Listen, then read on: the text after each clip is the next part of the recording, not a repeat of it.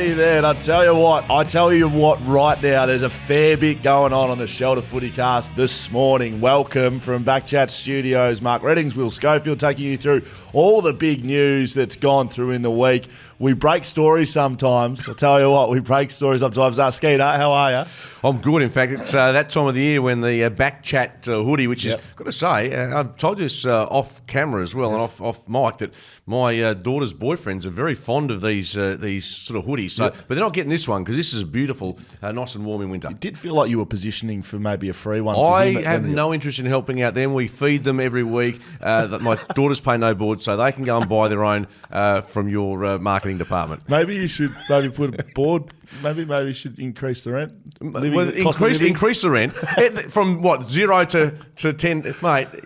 Just let it be known for those of you young kids like yourself. Yes. When they get to 23, like myself. Well, you got young kids. When you young kids, I thought you were calling me a young kid. No, those with young kids like yourself. Once you get kids that are 22, 23 who are working full time, who think that it's their God-given right just to live in the hotel until maybe they're 30, until they can buy their own 4x2 house with a double garage. Yeah, that's just how it rolls, go. So good luck to you in 18 years from now. Why don't you tell them? Well, I do, but they don't listen to me. A bit like everyone else in my house. Yeah, very good, Skeeter. The Shelter FootyCast, lots going on today. A lot going on. I will say that off the top. We've got a TASA giveaway. Big game, West Coast Melbourne at the MCG. Is that correct, Nicholas? So I had to look up there for that one. Indy did tell me about it. Yeah, that's right. Round 17 versus Melbourne, MCG. Thanks to our friends at Travel and Sports Australia. We've got 2 tickets on the plane, plus 2 tickets to the MCG to go and watch your team. Return tickets, of course, on the plane in about a few weeks' time. You can win that today on the show, Skeeter. You're going to have to come up with a code word. Easily done. And what I will say is that you're going to hit Melbourne, as in the city of Melbourne, in the middle of winter. You're going to be rugged up, going to the footy. It's terrific. And the home of footy. If you haven't been to the G, most people have, haven't they? I would have thought so. Either way, if you haven't, this is a pretty special trip. And once again, thanks to Travel and Sport Australia. Rama and Tyrrell have just been travelling around Europe just doing what they want. And we're going to make sure you and I we're sitting here like 2 tools talking footy. Which we like. We absolutely love doing.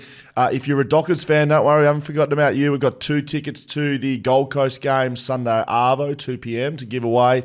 All you have to do to win those ones, watch for our post on social media, BackChat_, enter there, and you can go into the running to win those 2.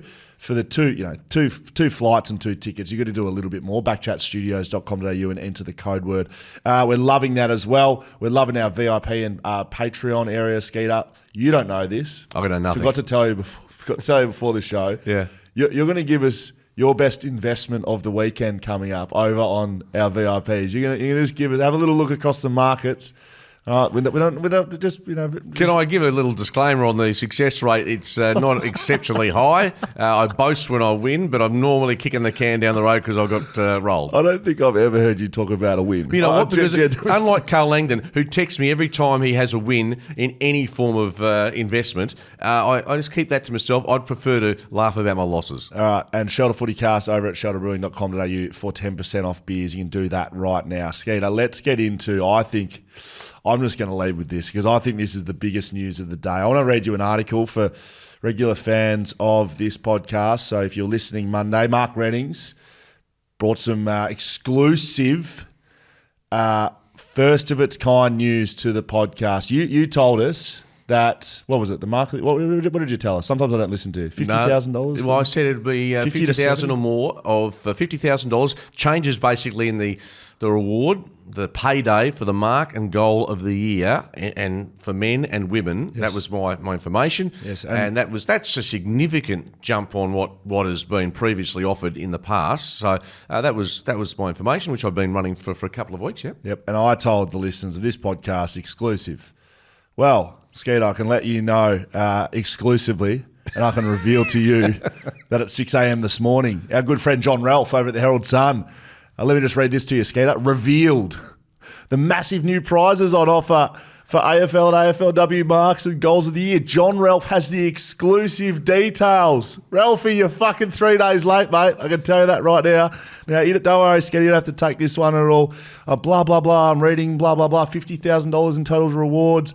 The Herald Sun can reveal the AFL is overhauled. A Herald Sun's not revealing anything.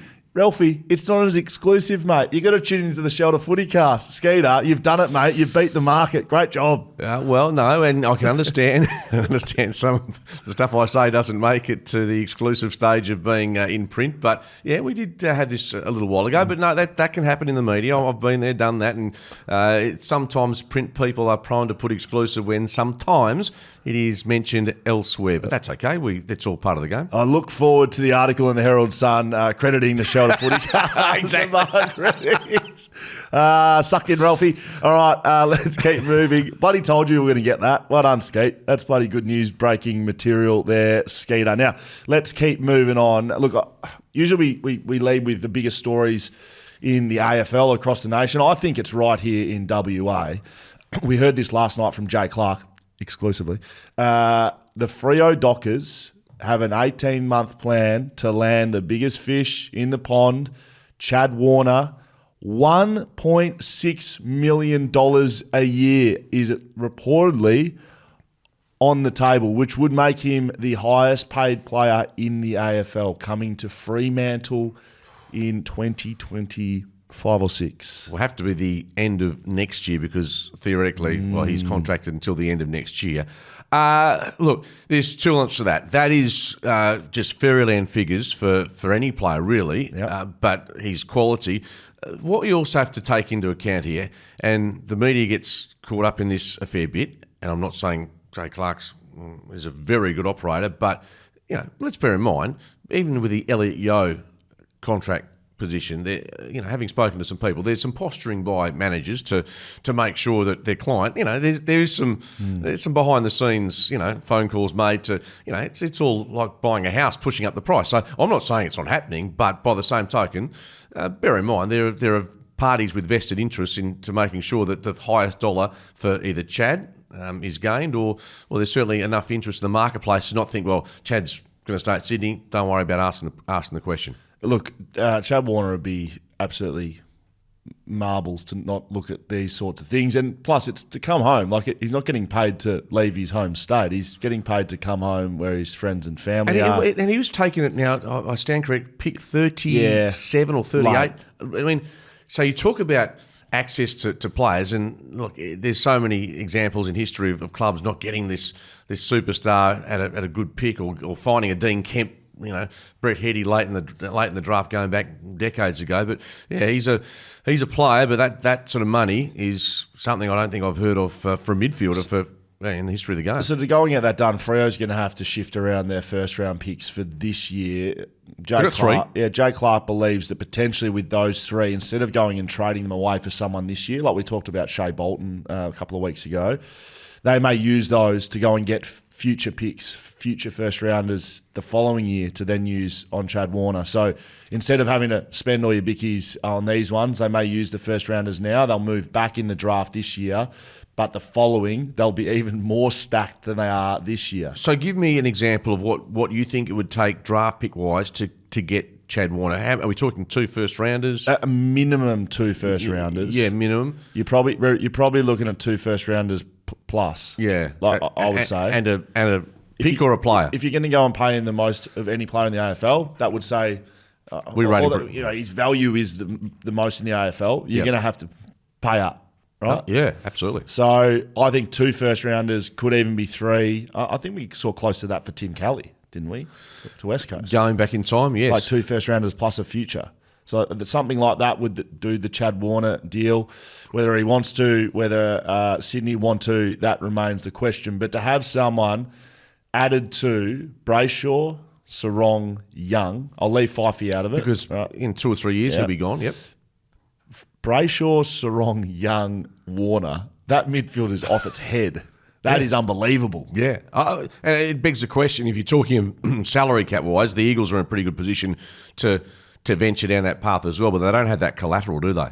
They don't have the draft picks, no. But they'd have the money. That's a really good point. And I think that's something that's sort of not being focused on too much. West Coast are building, they've got a war chest, and they're going to get a bigger war chest as Gaff goes, as Darling goes, as McGovern goes. Like, I'm talking over the next 2-3 years.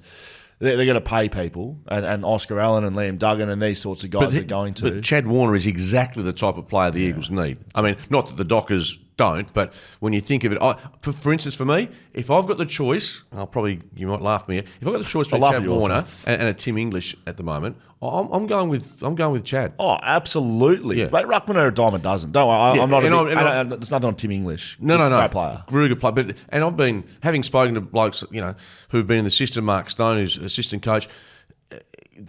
We've seen it in the last 15 years, particularly. Just get a role playing ruckman. Exactly. Matt Flynn's an example of that. We've seen Tom Hickey. We've seen there's so many. I mean, Brodie Grundy's one out of the box going from one club to another. That's worked spectacularly well so far. But you're right. I think sometimes just to have that solid go-to guy that does the job week in, week out and feeds the likes of Warner. I reckon Liam Baker goes to West Coast then. If this is true. Got to be said, it's just Jay Clark chatting with our good man Ralphie over at Fox Footy. But if it's true, then you would say that Freo don't go and get Liam Baker as well. No. Right? No, exactly. So he could be firming for the West Coast Eagles. If we just turn our hand, what? No, just because what'll happen in 2 weeks. We look back and Chad Warner's extended his contract for another 3 years at Sydney. So these things could happen. Look, it's great fodder. It's great discussion. And whether Jay-Z's right or wrong, or whether you and I are right or wrong. Jay-Z? That's they call him Jay-Z. Yeah, no. He's a name like that. That's a guy. That's part of the Triple M stick. I love it. No, I like it. Good on it. But yeah, I mean, whether it comes to fruition, I reckon if you look in the history of time and stories written and what's actually eventuated, it can be hit and miss. But I'm sure the managers are involved in these stories coming out. And as I say, there's some byplay along the way. West Coast, let's flip our thoughts to up the river or across the river. Oscar Allen is back. The captain seems to, as long as he gets through training the next couple of days, will be playing, will be in this West Coast forward line. And it poses the question, after such a long time back, should he have come through the waffle? I say no. You say? I say I agree with you. I think a player of his stature and the work they do with him, and you know this better than I, but at training and match sim, I just don't see there's any value. The only reason you come back through the waffle at his calibre would be if he's on like 60 minutes, like half game time. And that's what they're doing in brief with Brendan Cox for the reasons coming back from surgery. So I sort of understand that process with him. Yep. But you've probably seen it at the club. Certainly more than I have, and Oscar Allen, I think that's the chosen path that I think most clubs with a player of his ilk would take. He'll be a stay-at-home forward. He will be in the goal square wrestling. He has put on size, guaranteed. He's bigger than when he left the last time you saw him, West Coast fans. So he is going to be your power forward. It just, for me, raises the question, what's that forward line look like for West Coast? Hypothetically, they could roll out the tallest, jumpiest, markiest forward line in the history of the game that history's ever seen. Listen to this. This is what it could be. Not saying it will be, right? Could be. Oscar Allen, Jake Waterman, Jack Darling, Bailey Williams as the backup ruck, Matt Flynn in the ruck, Jack Hutchinson and Ryan Marrick. Like that they could, now we're leaving out Jamie Cripps and Flying Ryan, but very possibly that could be, you can't roll that out. Which doesn't sound like it's going to work against Essendon. So who comes out? Because this is I've been through this a little bit this week. I think all signs are pointing to one player who comes out. So Oscar Allen plays. Jake Waterman plays. They're just a lock, right? Then you need a backup ruckman because neither of those guys are. So Bailey Williams plays, yeah, or Jack Williams if you wanted to give him a go. But I think Bailey's probably ahead of him. It's the backup ruck spot. Yes, so that would go in Bailey's favour. So you're telling me there's a Darling question to be asked, a Marrick question, or a Hutchinson. Now, given Hutchinson, I think is not saying it's been guaranteed a continuity of games, but I think it'd be harsh to have one match and then just discard him. I think that would be difficult. Personally, if you see him a little bit smaller as well. Yeah, I'd certainly prefer to see Hutchinson given the chance ahead of Marrick, just on the basis of he's just got to the club, play one game, then to drop. I think he needs to get a month or 2 or 3 weeks to at least give him a chance to show his stuff. So I just get this gut feeling. We haven't spoken about this. Is Darling in any danger of being dropped? Well, unfortunately, and premiership teammate of mine, he's got to be in the gun. Like he has to be. And that's not necessarily because of his form, because I think it's improved as the year's gone on. But team balance, you can't roll that out. That forward line that I said, if you got Hutchinson and just say you had Marek as well. I'm playing Darling ahead of Marek. I think they're very different players. Yeah, but I don't think you can have the 4 talls. I think 4 talls is too tall. I'll put it this way: you might be right. As not saying you're suggesting he should be.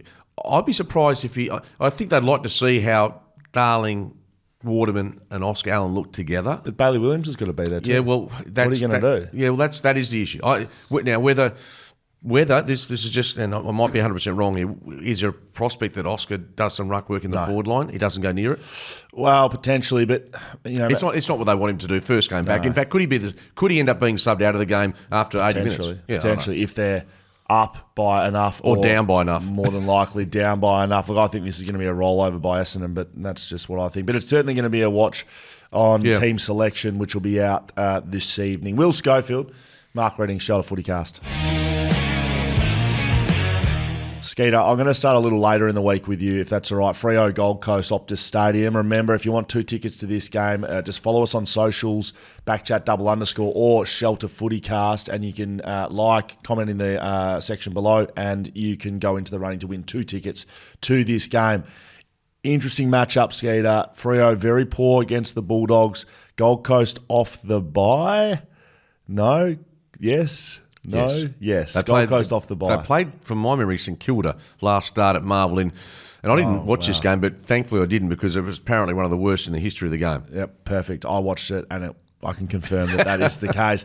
Look, if we're talking about selection at West Coast, there's certainly some issues here. That, given how poorly they lost, I don't think you can roll out the same team. I don't think you can. We heard it in the media. We back our system in, and we backed our system in, and you saw what happened.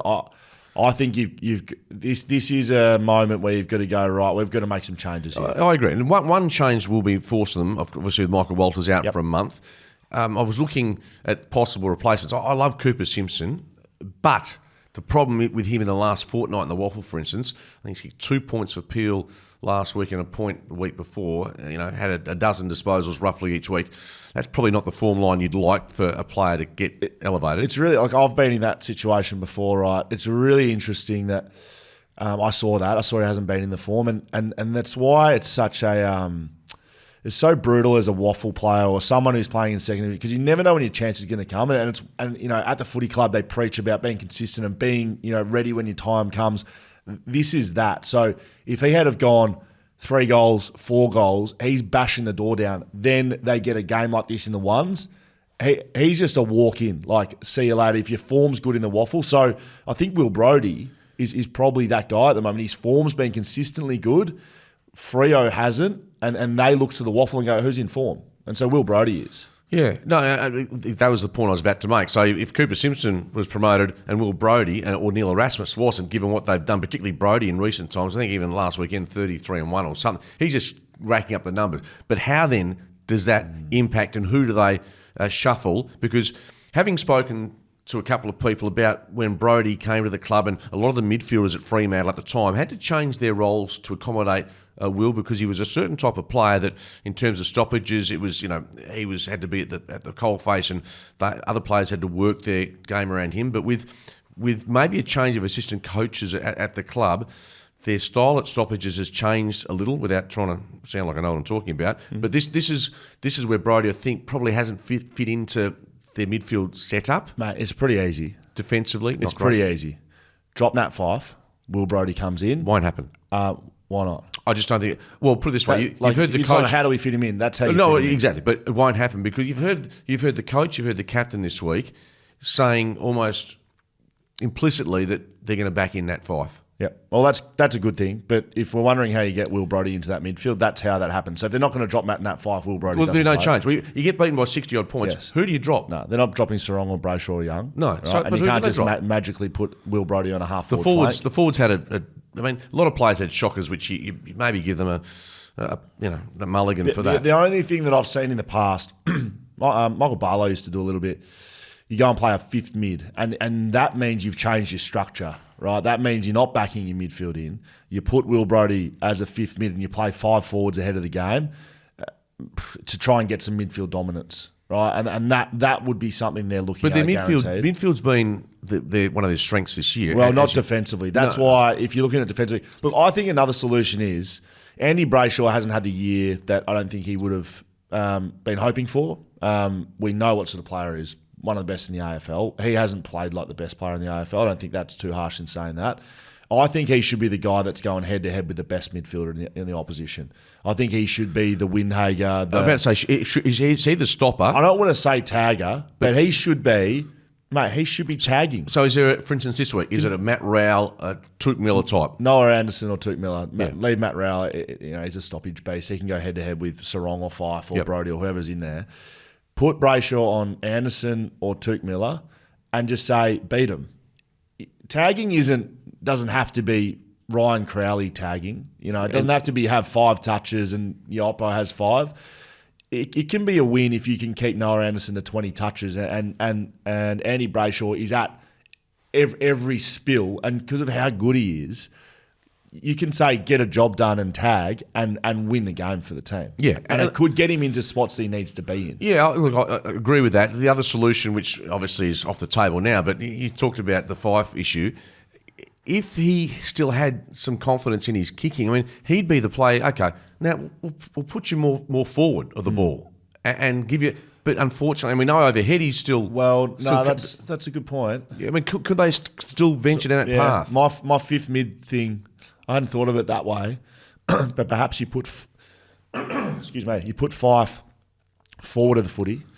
He comes in and runs through the midfield, but you play a Brodie or a Erasmus as an on-baller. Yeah, I mean, when you say forward of the ball, do you mean inside? As a forward. No, as a forward, mate.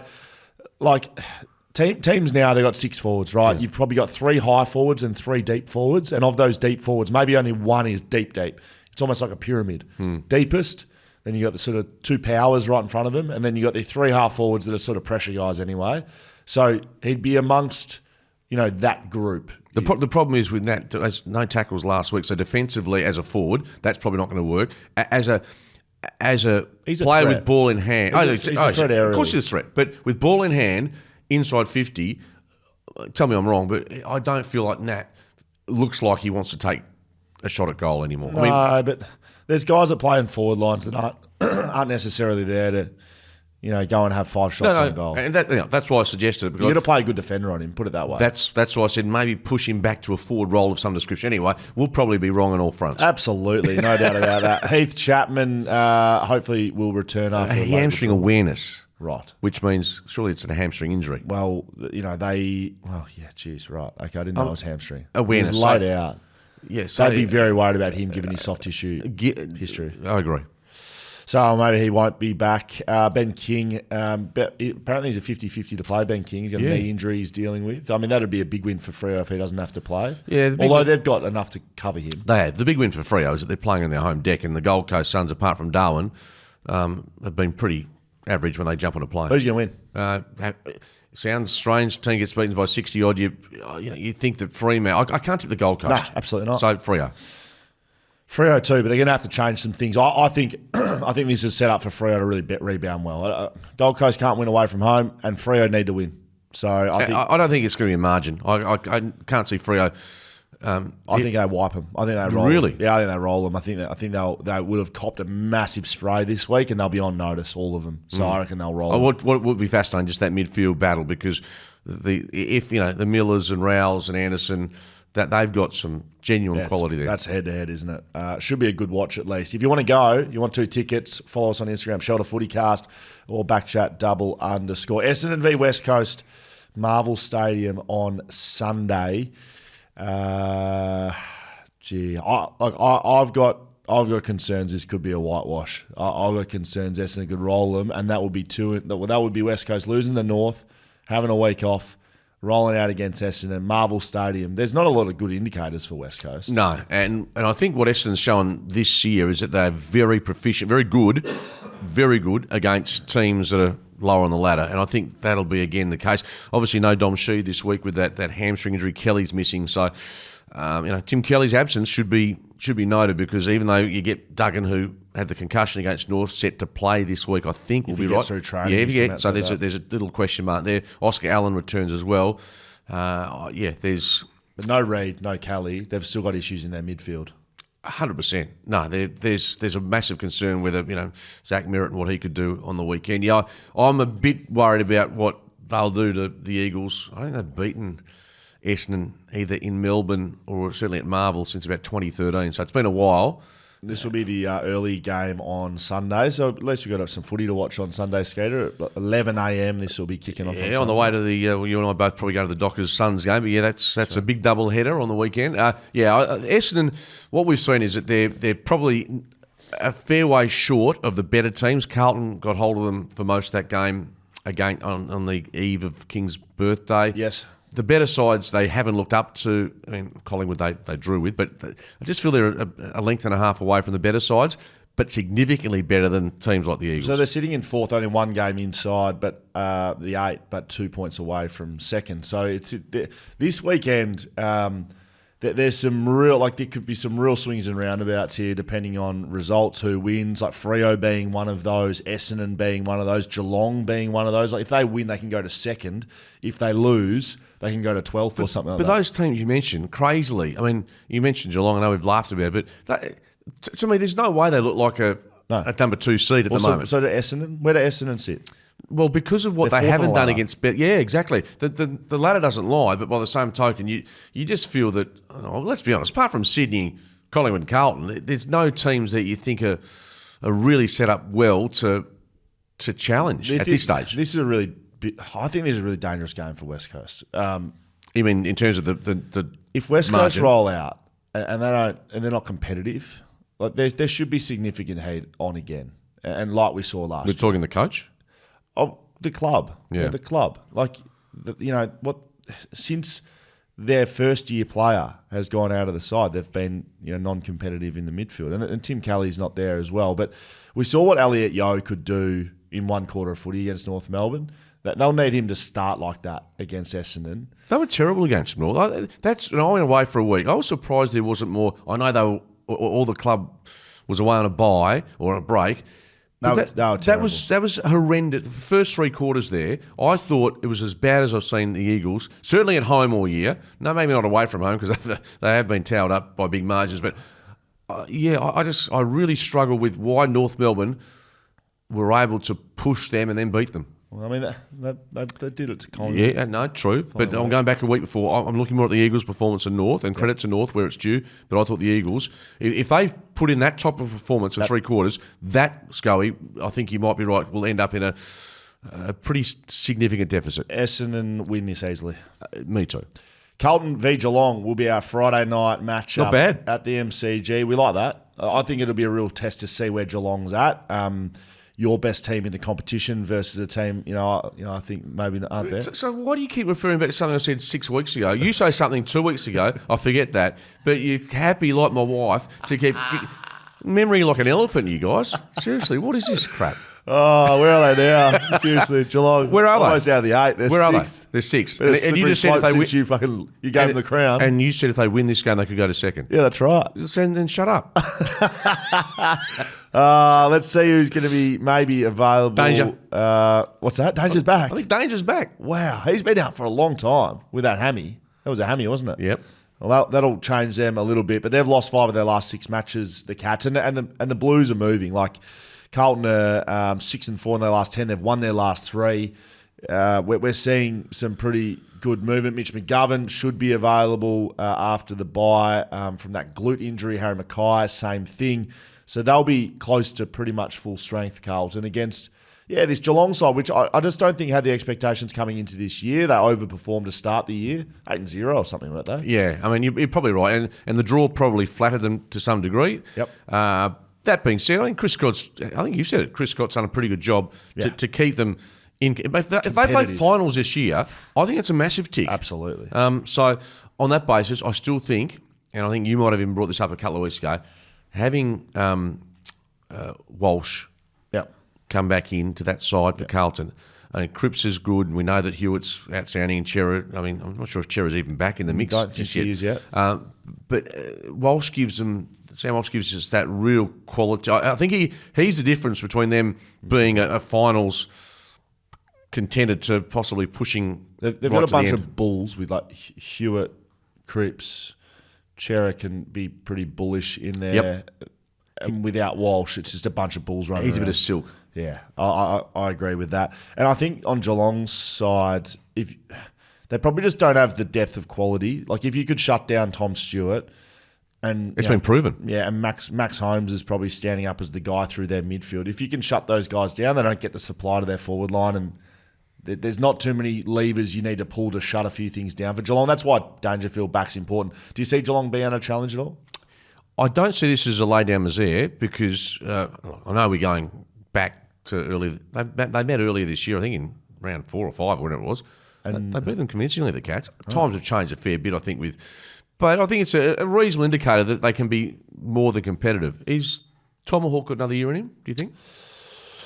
Probably this is his last, I reckon. I reckon the big, I don't want to call him a dinosaur, but like the big bull forwards, like that's a dying breed. You need to be able to up and down the ground so much more. So I think this is his last. Yeah, whenever he finishes this year, next year, even if he retired tomorrow. Greatest cat of all time, close to it. Greatest cat of all time. Most games played.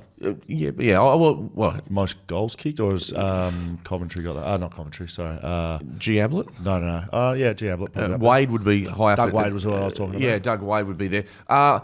Look, it's a discussion. I mean, Selwood would be in that discussion. So would obviously Tomahawk and G. Ablett Senior. I hadn't thought about it. I'm sure there's probably a few others that have played for Geelong over the journey that have been absolute superstars, but he'd be absolutely in that top 5. Yeah, I'd be comfortable saying that without having a look at the list. Been all Australian a lot of times. Yeah. Look, I'm picking Carlton. Me too. Can't pick Geelong, unfortunately. It's Skeeter. True game though. Friday night we'll get some shoulders out and away we go. Yeah, I like that. Port Adelaide v Brisbane, Adelaide Oval. Interesting game, this one. Two sides that I can't quite place either of their form. Port Adelaide were disappointing against GWS. Brisbane seem to be kind of moving again, don't they? They look like they can play that aggressive attacking footy. We saw them against the Saints and the Bulldogs the week before that. For me, if this is at the Gabba, Brisbane win this by 6 goals. But it's at Adelaide Oval, so it's Brisbane away from home. Zach Butters got off his striking charge. Did you see that? Yeah. How is this outcome, mate? How does he get off that? I'm happy he's off, to be honest, but I don't know how he gets off that. I just have issues with players being suspended for tackles. And I know there's the potential to cause injury, which I think are legitimate football actions getting suspended for.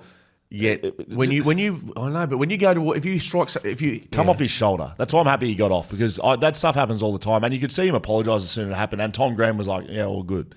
So I'm just saying, I can't believe he got off.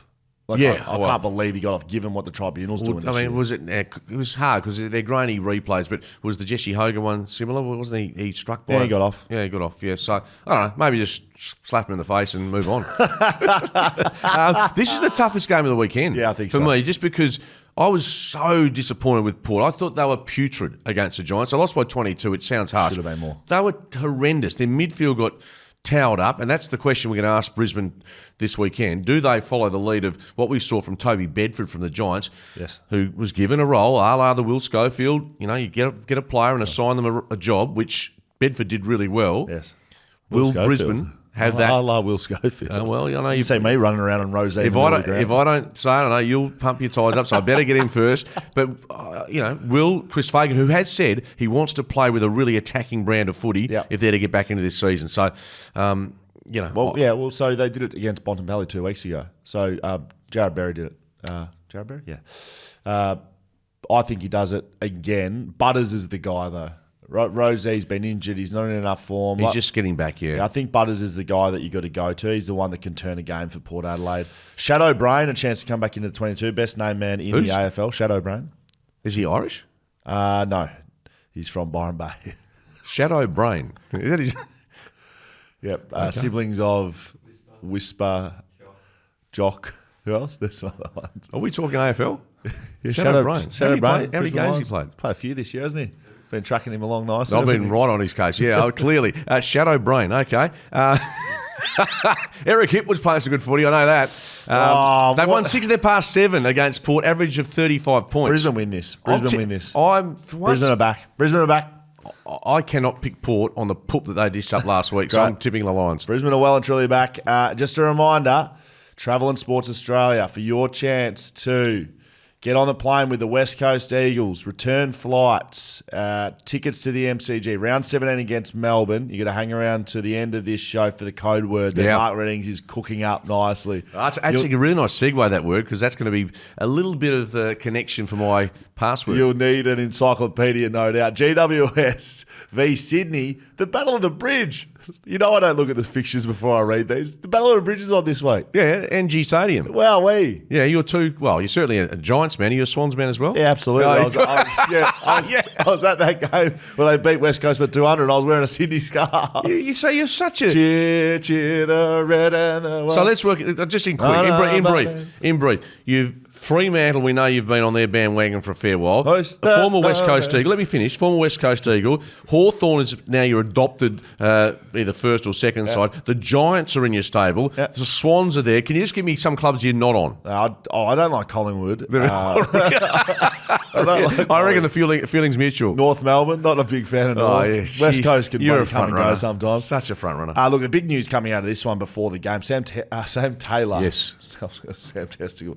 Sam Taylor has ruptured a testicle, and I should not be laughing. No. That is terrible news. It's interesting because I actually saw him in the rooms after the game. In all seriousness, we're doing the call and there's just a still shot of families. He was laughing with friends and family. Maybe it was sore after the game, but either way, it goes without saying. It's a horrible injury which he's required surgery, I think, for, and indefinitely out of the game. Yeah, big news, a big important player. He's massive for them, and they're starting to get a little. I keep feeling they're at the bottom end of the 8, but they're still a chance to finish top 4. They're 5th. That's what I'm saying. So I felt like they've been so outside of what we saw last year that 2 points out of 4th. Exactly. So Maybe the form line is not as bad as what I was been thinking. But Sam Taylor's massive, just on a long-term deal. That's going to hurt them defensively against the Swans, particularly with the Amati party set to go whooshka again. Surely you can't kick a bag again. Oh, geez, you wouldn't think so. Jack Buckley will be going straight to him, and we know what the Jack Buckley medalists will do to him. I think Joel Amati will be lucky to kick 2 goals in this one. Stephen Cornelio, they'll be hoping they get him back. He's coming off a shoulder, but he'll be a fitness test this week. Isaac Cumming came back through the VFL last week, so he's a chance. And there's a couple of Sydney players that are on the precipice of returning, but it's going to be difficult to break into this Sydney side.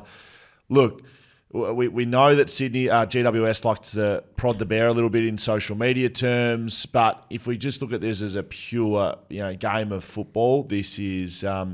I think there's a lot more on the line for GWS than Sydney. Agree. It's at home at GWS. They win this, they really set their season up. Sydney lose this, they're still 8 points clear at the top of the table. I just don't think the fights there needs to be there for Sydney. That doesn't mean they won't want to win. I'm going to pick the Giants in this one as a bit of an outsider, Skeeter. If we're doing our Roughie of the Week skill, this would be my Scoey's Roughie of the Week now. Fair enough. I tend to disagree with the fact that because they're playing a team there is a lot of angst against. This is not just one you sort of roll up and I think this is like a derby for them, and we know that it's quite personal. A bit going back to when the Eagles and Dockers, it was a far more, a bit more in it. I think this is the case again, and on form. Look, the Giants since round 11, a couple of stats for you. The Giants have won the contested possession count by 13 per game, almost 14 per game. That's ranked number 1, which I think is significant as part of their DNA. Conversely, we talked about this last week when we were commentating the game, the Swans have outscored their opponents by 19 points per game in time on periods of quarters, ranked number 1, which will come as no surprise after what we saw against Adelaide. I pick GWS, Skate. I can't go against the form of Sydney, but I don't discount the Giants, given for the reasons you had, because let's be honest, they've started so slowly against the Cats, did the same against the Crows. At some stage, if you keep doing that, you're going to hit a banana peel. So this could be the week. Start like that against GWS, you're going to be in trouble. Yep. So you pick Sydney. Yes. Battle of Melbourne. Melbourne v North Melbourne. MCG 5:30 Saturday. Look, both these sides this is a strange game. North Melbourne, they're in form. North Melbourne, let's be honest, they've beaten West Coast and almost knocked off Collingwood last week. And Melbourne are absolutely in Shitsville, mate. They are nowhere. Absolutely nowhere. We've seen stories that Christian Petrarca and his family's annoyed with the club, and the club's saying it's all good, and people are calling for doctors to be changed out and new regulations. I just want to have my final say on Christian Petrarca's situation. Yeah. just so we're all clear, and you ask any AFL player that's played in the last 5 years or is still playing the game, 90% would have the same thoughts as me. This is on Christian Petrarca and no one else. The doctor is there, of course, to save you from yourself, but you understand as an AFL player what you're going into. You are a competitive beast. You are there to win. And when you're the best player in the side, in Christian Petrarca, and you're injured, you're going to try and get through whatever you're dealing with. So they had the conversation when he comes off with the broken ribs. They tested him out. He tells them he's good to go. They poke around. Yeah, they're sore. He got kneed in the ribs. He goes back out there. He's not going well. They get him off. He goes to hospital. There's nothing to see here. Like Christian Petrarca put a tweet out saying it's completely on me, and then he deleted it. So that tells me someone was annoyed with it, but it shows me exactly his thoughts. This is on Christian Petrarca and no one else. It's not on the doctor. It's not on the club. This is the environment the AFL players are in. It's an elite environment. You're not down at your GP on a Thursday morning doing a regular checkup. Skeeter getting his balls tickled down at the GP, right? Getting getting his prostate exam. We're not doing that, Skeeter. This is in the middle of the MCG trying to win a game of footy. I will say I agree with you 99%, but also I will say it's incumbent on the player and the doctor in collaboration. Yeah. And let me finish. I think the doctor, you're right, has probably said to him, done the check and said, I'm a bit sore here. I think it is harsh to say that the doctors, without getting, if Petrarca had given them, mate, it's really, really sore under here. Doctors never putting them out there. Yeah. So I don't disagree with you. I know we're going to veer very quickly, but one issue that's really caught your eye this year has been players staying down after they've been taken down in a tackle. And Faking. Exactly. In brief, now the NRL is looking at, Graham Annesley, I think, handles these issues, is looking at if a player stays down for a period of time to milk a penalty, which they do in rugby league, because they feel they've been trying, and we'll stop the game. They're going to be forced now, those players, or they're certainly looking at the NRL, to force those players off for the 15-minute test. So, this is what I was saying. Exactly. So, and I think we're both on the same page with this, that this is the way forward. The AFL, certainly no noise about it. We might break that one exclusively as well. But beautiful. Look forward to seeing it in the Herald Sun in 4 weeks' time. No. But in all seriousness, that's one that I think it's destined. If you don't get up straight away, or certainly in a period of time, you're either hurt, you need to go off. Yes, exactly. Or you're faking. Yeah, and you should go off. So the NRL, just to break up the conversation about the blockbuster between the Demons and the Kangaroos. We're not going to talk about it at all. That is, I think, one issue that I think the AFL will need to look at some stage. Just to continue on with North Melbourne, I was watching the Euros last night. Albania v Croatia. Yes, 2-2. I don't know how it's 2-2. I went to bed at 2-1. I had an investment at on Croatia. You reckon I'm a desperado? I'm just saying. I don't know how they fucking drew it, but for the first 45 minutes of that game, soccer's a disgrace. Mate, players were not even getting touched, and there's blokes rolling around the ground. So Albania scored early, 10 minutes in the game, and so for the preceding 60 minutes, they just tried to milk every second. Like, it was disgraceful. Yeah, any touch, they'd be on the ground rolling around. Stretches are out. 60 minutes, you're right, they do it. Mate, some bloke was off on the boundary, realised he wasn't getting up, just up, and he's piss bolting back. Like, it's disgraceful over there. So we don't want to get to that stage. Yeah, mate, you're right. And they don't just do it in the 85th minute onwards. They do it with about 30 minutes to go. Melbourne, North Melbourne, who's going to win? Oh, gee. I mean, Melbourne has to win. Melbourne has to win. Melbourne has to win. Yeah. I don't know if they will. I just wonder the letdown or the mental after what North went through last week to lead by 54, whether it's going to buoy them or sink them. Melbourne, but gee, it's a game that North could probably pinch. I pick North Melbourne $5. Just a little investment there. I'll pick Melbourne too. All right, Will Schofield, Mark Reddings, Shuttle FootyCast. Okay, Skeeter, thanks to our good friends at Travel and Sports Australia. It's time for the code word. You get to say this once and you can tell your little story about it. But for your chance to get on the plane with the West Coast players over to Melbourne, round 17, MCG, the code word is... Well, we've been talking about this word, and you mentioned cooking. This was in my mind a long time before we brought up the subject, but we're going with the word Why? I don't know how to spell it. These words. Petracca. It's not brain surgery. This is not, a science experiment. It's a pretty simple name, Petrarca. RACCA. Okay, there we go. There's the code word, backchatstudios.com.au. Enter your name, your email, and the code word on the pop-up. That will jump up there. That is live right now, so get yourself in there. There'll be hot tickets for sure. Skeeter, let's get into some of our listener and user questions. There's a few to get through today, which I bloody like. Brilliant. G'day, Scully and Skeet. I'd just like to know, are the West Coast Eagles, in your mind, an arrogant side, getting beaten by teams they probably considered to be beneath them and coming close to teams that no one expects them to win against? From Fiery. I don't know if this is off the back of me calling Fremantle arrogant on Monday. I was rolling arrogant out a fair bit on both radio and wherever else I could put my mouth. And so I would say that's off the back of that. I'm saying no. Are they arrogant? I don't think they've got any reason to be. I don't think they are. I think they were just poor. Yeah. I don't think West Coast are very good. No, they're not. To break it down, we can talk everything in the world. I don't think they're very good. They're not that good. No. And they've had some good moments, some good days, but I don't think they're arrogant. I don't think they're arrogant. No, but I called Freo arrogant from how they played against the Bulldogs. In their play, not as a club, but the way they approach that game. Certainly not as a club. No. Certainly not as a club. No. G'day, lads. More of an event than anything else. We like these. That's pretty much what this entire show is for me.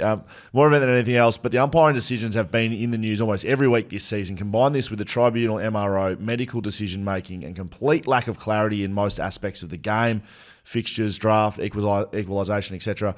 What will it take for an actual external review of the AFL to get up?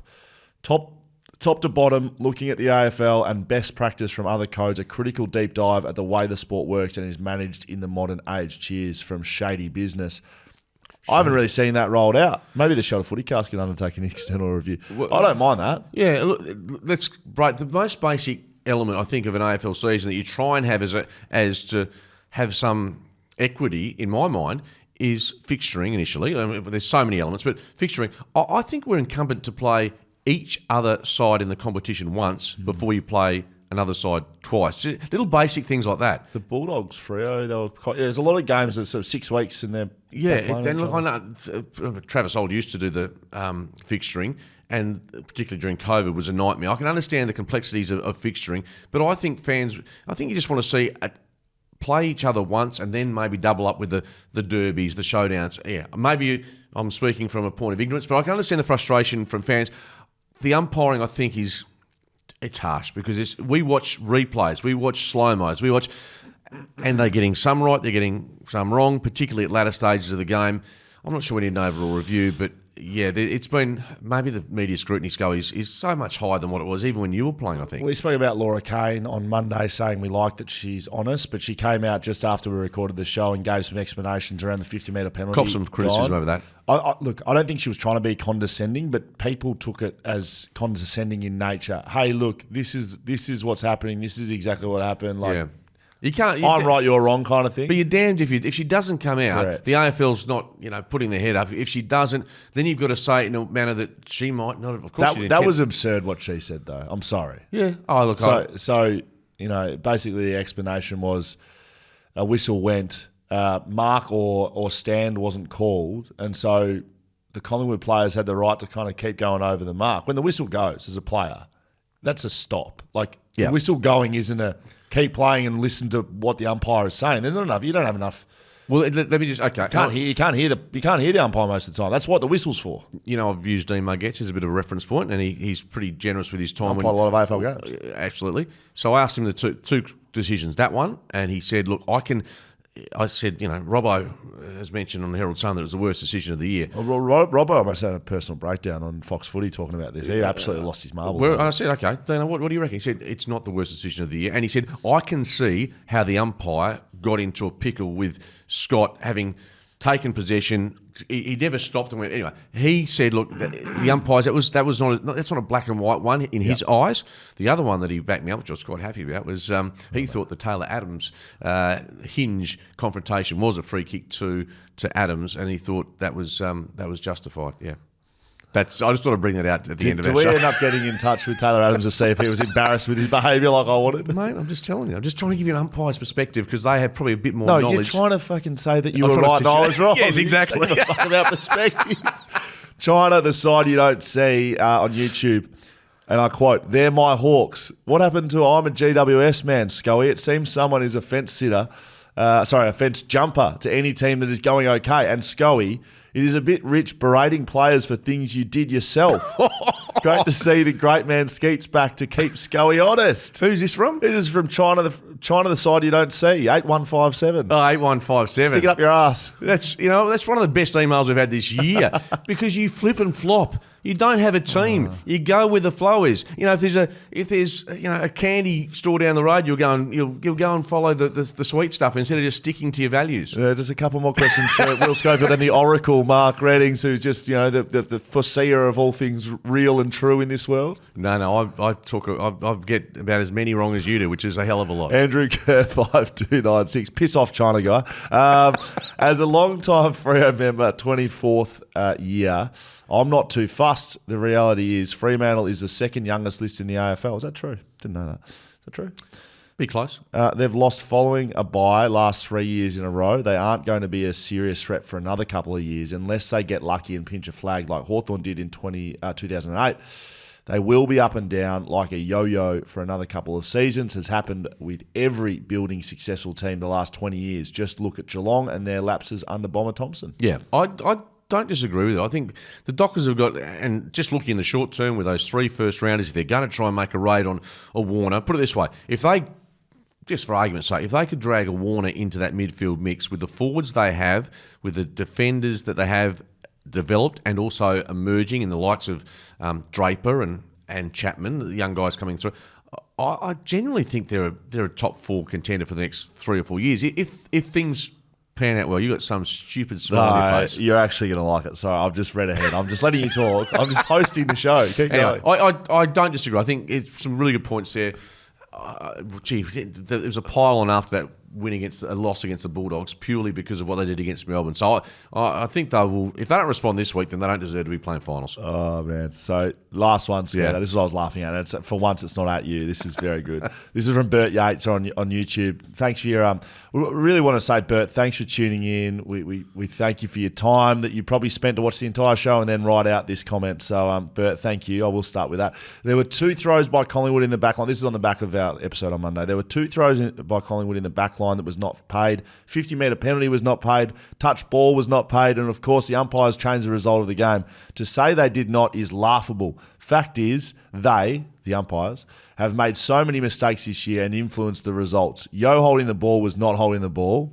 Oh, boy, I'm seeing a bit of it. Hang on. Laura Kane is funny. She keeps defending the umpires and everyone knows she was not honest. I don't know why are you protecting them. I wonder. And I'll finish with this, Skater. Conspiracy. I'm not going to watch this channel again, and I urge all West Aussies to do the same. By the way, whoever you are trying to impress with your opinions, I hope it leads for a job for you in the future. Who's it from? Bert. Oh, good on you, Bert. No, he's not going to hear this anyway, so it doesn't matter what Bert's got to say. Bert's turned off. Bert's had enough. I hope Skeet gets a job out of this, though. Yeah, so do I. You and I actually don't have a full-time job, so if there's anyone out there who would like to just employ a bloke that can talk a bit and then, I don't know, have an afternoon sleep would be nice. A bit like George Costanza. I want one of those jobs where you can hide under the desk, have an afternoon snooze, and then get up and the best thing about the Seinfeld episodes, you work out the reason Seinfeld, that George Costanza, he says the way you look busy is walk around the office looking angry and upset. Is that why you come striding in here? Because then it looks, shuffling papers, it looks like you're busy. And sometimes you're just doing that for effect. Anyway. Thanks for tuning in, Bert. Good on you, Bert. Sorry to lose you, buddy. All right. Will Schofield, Mark Reddings, Shelter FootyCast. We are almost done here. Make sure you stick around, our patrons, our VIPs, for Skeet's Investments of the Week. We've got some extra content coming up just for our patrons. If you want to join us, you can do that. shelterfootycast.com.au. You can sign up as a VIP. It'll be $10 a month for Scully. You can do that and you can get Skeeter's best investments of the week. Make sure you're looking out for the TASA code word. You would have heard it. Enter that at BackChat Studios. 2 tickets for the Freo game. 10% off Shelter FootyCast. I don't know how much I can give away, Skeeter.